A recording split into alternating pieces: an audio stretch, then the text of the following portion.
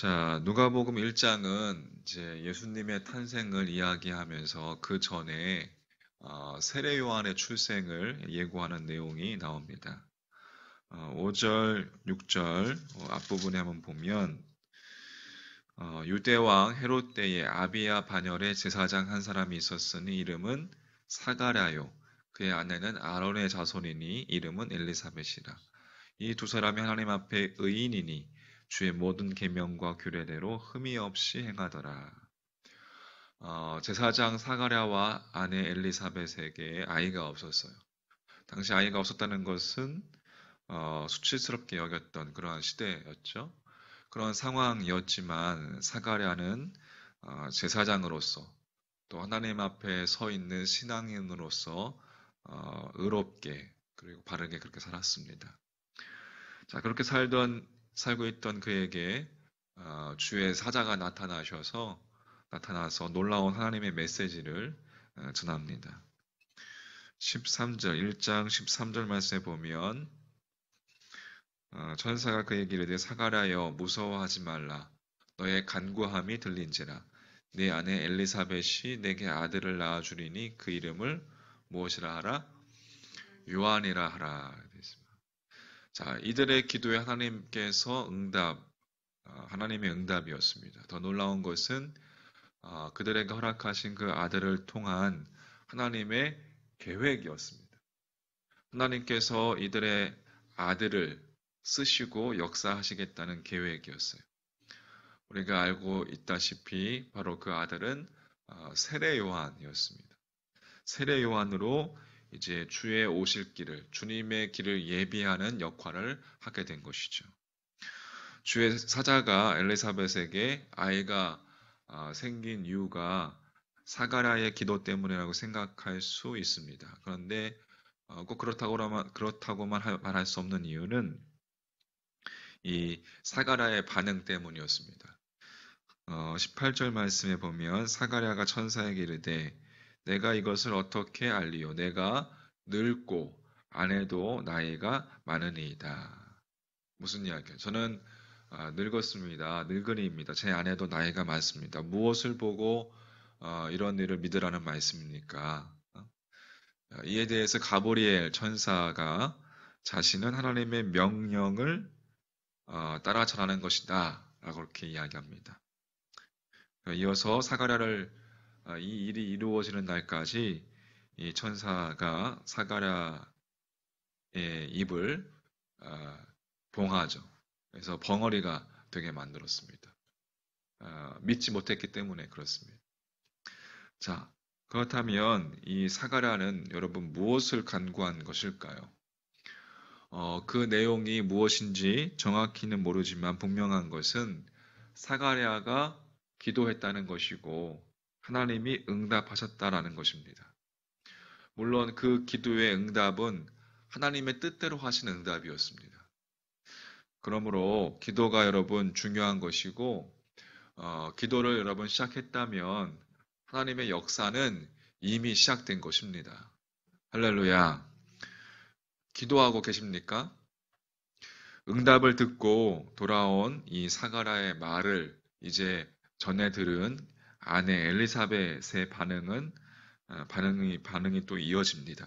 24절 오늘 이제 24절 말씀 1장 여기 보면 이후에 그의 아내 엘리사벳이 잉태하고 5달 동안 숨어 있으며 이르되 주께서 나를 돌보시는 날에 사람들 앞에서 내 부끄러움을 없게 하시려고 이렇게 행하심이라 하더라. 정황상으로 봤을 때 완전히 아이가 들어서고 안정될 때까지 기다린 것으로 여겨집니다. 다시 말해서 기다림의 시간이었어요. 5달 동안 엘리사벳이 믿음으로 조용히 기다렸던 것을 우리가 보게 됩니다.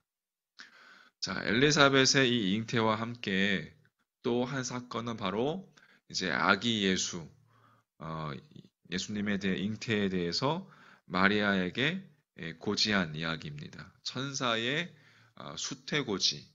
이제 그 마리아가 천사가 그 마리아의 임신에 대해서 수태에 대해서 고지한 그곳에 수태고지교회가 이렇게 세워져 있어요. 그 수태고지가 이러했습니다.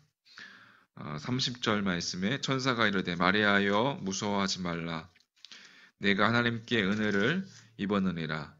보라 네가 잉태하여 아들을 낳으리니 그 이름을 무엇이라? 예수라 하라. 네. 엄청난 여러분 놀라운 사건이었습니다.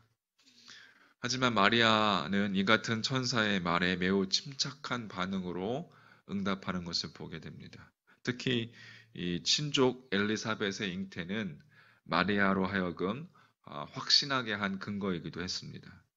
그래서 38절 말씀에 주의 여종이오니 말씀대로 내게 이루어지이다. 할렐루야. 마리아도 믿음으로 그렇게 순종했습니다. 그리고 기다렸습니다. 여러분 그렇게 신앙은 기다리는 것입니다. 믿음을 가지고 기다리는 거예요. 마리아가 임신했다는 이 수태고지를 천사를 통해서 들었을 때에 이 마리아가 빨리 엘리사벳을 방문하는 것이었어요. 거기 39절 말씀에 이때에 마리아가 일어나 빨리 산골로 가서 유대 한 동네에 이르러 사가랴의 집에 들어가 엘리사벳에게 문안하니 라고 되어 있습니다.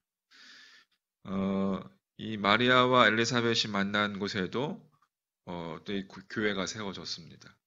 그 교회에 들어가면 이렇게 벽에 벽화들이 이렇게 그려져 있는데 마리아가 엘리사벳을 만나는 그림도 이렇게 기록되어 있습니다. 마리아가 엘리사벳을 방문했을 때 성령이 엘리사벳에게 강력히 임하죠. 그리고 이 기막힌 상황을 찬양하는 것을 볼 수가 있습니다. 거기 41절 하반절 말씀에 41절 말씀에 하반절에 엘리사벳이 성령의 충만함을 받아 큰 소리로 불러 이르되 여자 중에 네가 복이 있으며 내 태중의 아이도 복이 있도다. 내 주의 어머니가 내게 나오니 어찌된 일인가. 축복이었고 동시에 확신이었습니다. 만약 엘리사벳이 잉태하지 않았다면 마리아는 여러 가지 측면에서 아마 힘들었을 것입니다. 그런 의미에서 엘리사벳의 잉태는 하나님의 준비였고 이 세상에 태어나기도 전에 세례 요한을 주 예수 그리스도의 길을 세례 요한이 예비한 것입니다. 성경은 매우 재미있게 표현합니다. 44절 말씀에 보라 내 문안하는 소리가 내 귀에 들릴 때에 아이가 내 복중에서 기쁨으로 뛰놀았도다. 아이가 서로 복중에서 알아본 거예요. 세례 요한과 예수 그리스도 복중에서 기뻐 뛰놀았도다. 상상해 보십시오. 하나님의 예비하심은 이렇게 여러분 정말 신비롭습니다. 우리가 생각하지 못한 하나님의 방법으로 다가오시기 때문에 그렇습니다.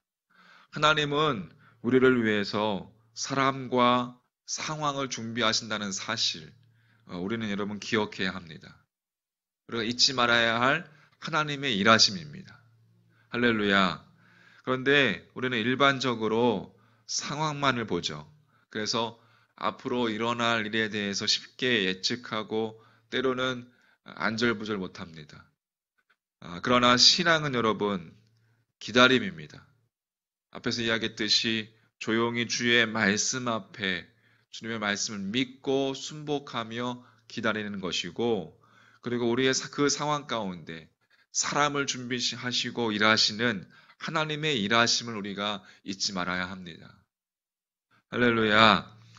자, 오늘 말씀을 정리해 보자면 이제 얼마 남지 않은 성탄절을 여러분 기다리면서 순종과 기다림으로 하나님의 아들 예수님이 우리의 심령 가운데 찾아오심을 믿음으로 바라보며 겸손히 주의 말씀 앞에 순복하는 여러분과 저의 믿음 되기를 간절히 소망합니다. 하나님께서는 계획하셨어요. 우리들 삶 가운데서도 계획하십니다. 그리고 그 계획하심을 하나님이 당신의 방법으로 이루시는 분이십니다. 믿으십니까? 우리의 상황과 우리의 여건이 우리가 보기에는 어렵고 힘들지라도 하나님께서는 우리의 상황과 또 우리의 사람을 통해서 그렇게 일하시는 분이 하나님이신 줄 믿습니다. 하나님께서 오늘도 여러분과 저에게, 우리 모두에게 새 힘 주시고, 여러분 주님의 말씀 앞에 우리가 기도 한번 나아갈 때 다시금 기뻐 뛰노라도다. 이 말씀처럼 우리가 주 안에서 서로 교제하며 서로 사랑으로 위로하고 서로 기도해 줄 때, 그렇게 우리가 주님 안에서 기뻐 뛰어놀게 될 줄 믿습니다. 새 힘을 주실 줄 믿습니다. 믿음을 가지십시오. 할렐루야. 그렇게 하나님의 인도하심 가운데 오늘 하루도 승리하며 감사가 넘치는 복된 하루가 되시기를 주의 이름으로 간절히 축원합니다. 아멘.